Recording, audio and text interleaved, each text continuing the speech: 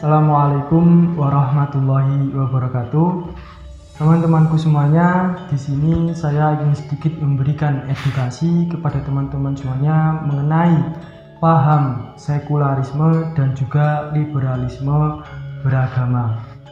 Nah, teman-temanku semuanya, kita ketahui bahwasanya Al-Quran bukan kitab sejarah, karena Al-Quran tidak bicara detail per detail tentang sejarah masa lalu.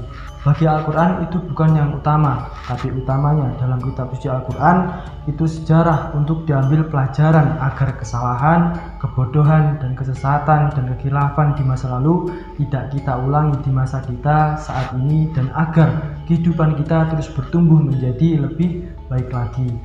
Dengan fungsi Al-Quran yang seperti itu, di zaman sekarang ada sekelompok orang yang malah menggantikan hukum-hukum Al-Quran dengan hukum-hukum hasil pemikirannya sendiri dengan akal semata. Hal ini secara tidak sadari akan mendangkalkan pemahaman masyarakat terhadap ajaran Islam. Nah, teman-temanku semuanya, umat Islam di Indonesia saat ini memang tengah dihadapkan pada perang non-fisik yang disebut dengan Ghazwul Al-Fikr atau perang pemikiran. Perang pemikiran ini bisa berdampak luas terhadap ajaran dan kepercayaan dan juga keberagaman umat. Pemikiran ini datang dari barat, yaitu paham sekularisme dan juga liberalisme beragama. Pemikiran ini yang akhir-akhir ini telah berkembang di kalangan sekelompok tertentu di Indonesia. Dua aliran pemikiran ini tadi dianggap menyimpang dari sendi-sendi ajaran Islam dan juga merusak keyakinan serta pemahaman masyarakat terhadap ajaran agama Islam. Teman-temanku semuanya, paham sekularisme dan liberalisme agama ini yang telah membelokkan ajaran Islam sedemikian rupa sehingga menimbulkan keraguan umat terhadap akidah dan ibadah dalam menjalankan syariat Islam. Karena paham sekularisme ini merupakan suatu paham yang memiliki kepercayaan bahwasanya paham agama tidak boleh dicampur adukan ke dalam urusan negara, politik, budaya, atau institusi publik lainnya. Sebagai contoh yaitu penggunaan hijab, penggunaan jilbab menjadi satu bentuk representasi ajaran dari agama Islam. Tetapi bagi urusan profesionalisme kerja, ada beberapa standar ketentuan yang tidak memperbolehkan penggunaan hijab. Nah, paham semacam ini bisa kita lihat, bisa kita nilai merupakan bentuk diskriminasi bagi pemeluk agama Islam, terutama bagi perempuan di suatu tempat-tempat yang tertentu.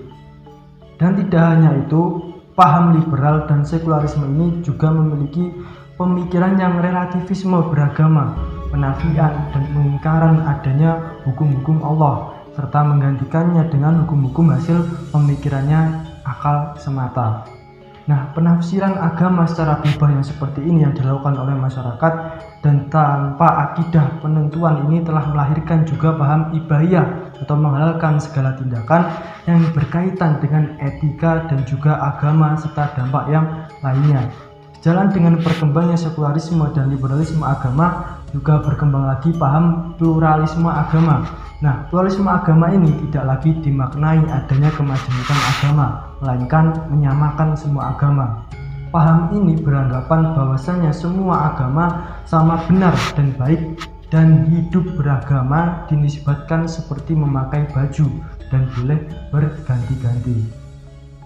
Relativisme agama semacam ini jelas dapat mendangkalkan akidah dan pemahaman umat Islam. Nah, dengan adanya pemahaman ini juga akidah umat Islam akan menjadi rusak dengan mengatakan semua agama itu benar. Dan secara tidak sadar paham ini sudah merusak paham dan akidah serta ukhuwah umat Islam. Nah, di dalam Islam sebenarnya tidak ada paksaan untuk masuk dan mengikuti ajaran Islam. La ikraha fiddin, tidak ada paksaan dalam beragama. Tetapi kalau sudah bersyahadat, bersaksi tiada Tuhan selain Allah dan Muhammad Rasul utusan Allah, maka kita sebagai umat Islam wajib sholat dan wajib zakat dan juga menutup aurat dan juga amar ma'ruf nahi mungkar. Amar ma'ruf nahi mungkar inilah yang hilang dari sekuler dan juga liberal.